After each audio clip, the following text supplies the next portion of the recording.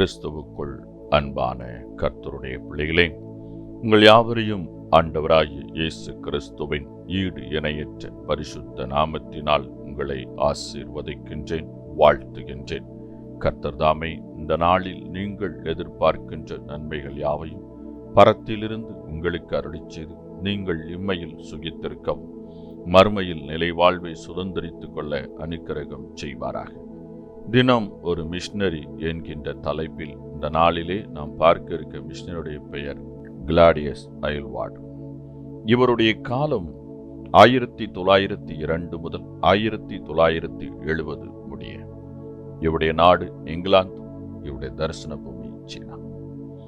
ஆண்டவருக்கென்று ஊழியம் செய்ய பலர் ஆசைப்படுகின்றனர், ஆனால் முயற்சி எடுப்பதில்லை. சோம்பேறிகளை ஆண்டவர் விரும்புவதில்லை. முயற்சி செய்பவர்களைத்தான் தேவன் நேசிக்கிறார். அவர்கள் முயற்சிகளை அங்கீகரிக்கின்றார். 1932 இங்கிலாந்திலிருந்து சீனா சென்றடைவதற்குள் எத்தனையோ தடைகள், வழியிலே ஏமாற்றங்கள், அத்தனையும் தாண்டி எதிர்நீச்சல் போட்டு வெற்றியுடன் சீனா வந்தடைந்தார் கிளாடியஸ். திருமதி லங்சன் அவர்கள் உதவியுடன் தன் பணியை தொடர ஆரம்பித்தார். சீன மொழியை கடினப்பட்டு படித்து முடித்தார். சீன மக்களுக்கு புரியும் வண்ணம் செய்திகளை கதை போல கூறி கிறிஸ்துவை அவர்கள் உள்ளத்தில் ஜொலிக்கச் செய்தார். ஆண்டவர் புதிய வாசல்களை திறப்பவர். ஆம், கிளாடியஸ் பணிபுரிவதற்கு ஒரு பதவி அரசாங்கத்திடமிருந்து தேடி வந்தது. அந்நாட்டில் பெண்களுக்கு சிறிய கால்கள்தான் மதிப்பு என்ற எண்ணத்தில் பெண்களின் பாதங்கள் வலுக்கட்டாயமாக கட்டப்பட்டன.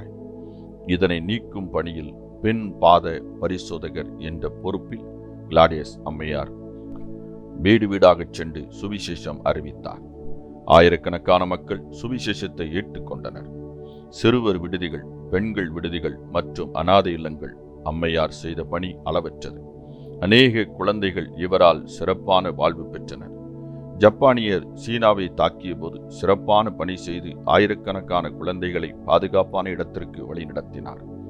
இங்கிலாந்தின் சிட்டுக்குருவி என்று அழைக்கப்படும் இவர் இதே நாள் பிப்ரவரி 24 1902 பிறந்தார். அவர் பணி பூமியில் இன்றும் தொடர்கின்றது, நித்தியத்தில் ஜொலிக்கின்றது. பிரியமானவர்களே, கிறிஸ்துவுக்குள் நீங்கள் செயல்பட வேண்டும் என்று அறிகிறீர்களா? டிஎல் மூடி விதமாய்ச் சொல்கிறார், கிறிஸ்துவின் சிறந்த பண்புள்ள வினோத மனிதனாயிரு. மக்கள் உன்னை பற்றி யாது கூறினாலும் கூறட்டும். பிரியமானவர்களே, இந்த கிளாடியஸ் அவர்களுடைய ஊழியம் மகிமையானது, மகத்துவமானது. ஆம், அவர் ஊழியம் செய்ய வேண்டும் என்று தீர்மானித்த பொழுது அதற்காக நேரம் வரும், காலம் வரும், சூழ்நிலை வரும் என்று காத்திருக்கவில்லை. அவர் உடனடியாக சீனாவை நோக்கி பயணித்தார். அங்கு சென்று அங்கு சீன மொழியை கடினப்பட்டு பெரும் பிரயாசத்திற்கு பின் அதை முழுமையாக கற்றுக்கொண்டு ஊழியத்தை செய்ய ஆரம்பித்தார். கர்த்தர் அற்புதமாக ஒரு திறந்த வாசலை கொடுத்தார். ஒரு பதவி அவருக்கு கொடுக்கப்பட்டு அதன் மூலமாக அவர் சீன மக்கள் மத்தியில் ஊழியம் செய்வதற்காக வீடு வீடாக சென்று மக்களை சந்திப்பதற்கான ஒரு சூழ்நிலையை ஏற்படுத்தி கொடுத்தார். அதை சரியாக பயன்படுத்தி கொண்ட இவர் அந்த மக்களை கிறிஸ்துவின் அண்டை வழி நடத்தினார். ஆம், பிரியமானவர்களே, நீங்கள் ஊழியம் செய்ய தீர்மானித்திருக்கின்றீர்களா? ஊழியத்திற்காக ஜெபிக்க தீர்மானித்திருக்கின்றீர்களா? ஊழியத்திற்காக கொடுக்க தீர்மானித்திருக்கின்றீர்களா? யோசித்துக் கொண்டிருக்கிறீர்களா? தாமதம் செய்யாதீர், இன்றே உடனடியாக செயல்படுவீர். எதுவாயிருப்பினும் துரிதமாக செயல்படுதல் மிக மிக அவசியமாக இருக்கிறது. இன்றும் இயேசுவின் அன்பு இந்த உலகத்திற்கு அறிவிக்க வேண்டிய கட்டாயத்தில் நாம் இருக்கின்றோம். ஆம், அநேகர் படித்திருக்கிறார்கள், ஆனாலும் கிறிஸ்துவின் அன்பை உணராதிருக்கின்றார்கள். அநேகர் உலக ஞானத்தினால் நிறைந்திருக்கின்றார்கள், ஆனால் கிறிஸ்துவை அறிகிற அறிவில் இன்னும் துளியும் வளரவில்லை. இந்த உலகத்தின் ஞானமும் அறிவும் புத்தியும் தான் எல்லாம் என்று நினைத்துக் கொண்டிருக்கின்றார்கள்.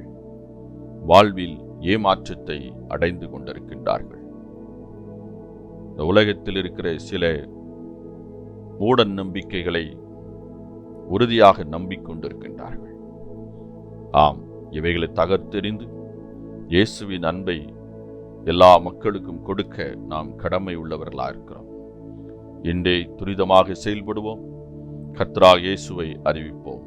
கர்த்தர் தாமே உங்களை ஆசீர்வதிப்பாராக. இந்த நாளின் தியானத்துக்குரிய வேத பகுதி யாத்திராகமம் 37 அதிகாரம், சங்கீதம் 96, 99, 1 கொரிந்தியர் 7. இந்த வேத பகுதிகளை வாசித்து கர்த்தருடைய ஆசீர்வாதத்தை பெற்றுக்கொள்ளுங்கள். கர்த்தர் தாமே உங்களை ஆசீர்வதிப்பாராக. ஆமென்.